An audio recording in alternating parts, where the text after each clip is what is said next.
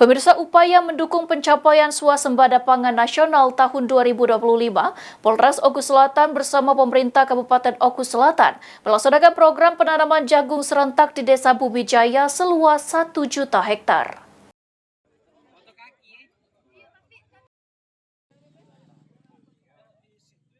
Mendukung program Presiden Republik Indonesia Prabowo Subianto, swasembada pangan, Polres Oku Selatan dan jajaran melakukan penanaman jagung serentak.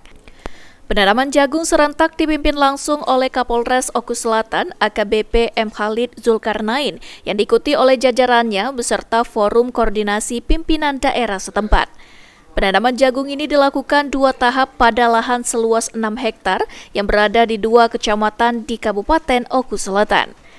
Untuk tahap pertama, penanaman serentak 1 juta hektar ini berlangsung di lahan seluas 2 hektar di Desa Bumijaya, Kecamatan Buai Rawan, Kabupaten Oku Selatan.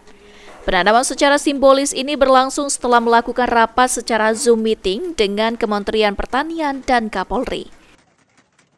Kegiatan kita hari ini, alhamdulillah, kita melaksanakan kegiatan penanaman serentak untuk penanaman jagung di seluruh wilayah termasuk di wilayah Oku Selatan. Dari data yang masuk ke kita, kami ada 6 hektar yang dipersiapkan untuk penanaman serentak ini. Cuman untuk yang saat ini ada di wilayah Buai Rawan, Desa Bumijaya, ini kira-kira ada 2 hektar yang kami tanam untuk saat ini. Tujuan ini untuk apa ini, Pak? Tujuan ini mendukung swasembada pangan dan program dari pemerintah, khususnya Bapak Presiden Republik Indonesia. Harapannya swasembada ini berlangsung dapat membantu masyarakat untuk gizi dan kebutuhan pakan daripada ternak maupun kita masyarakat.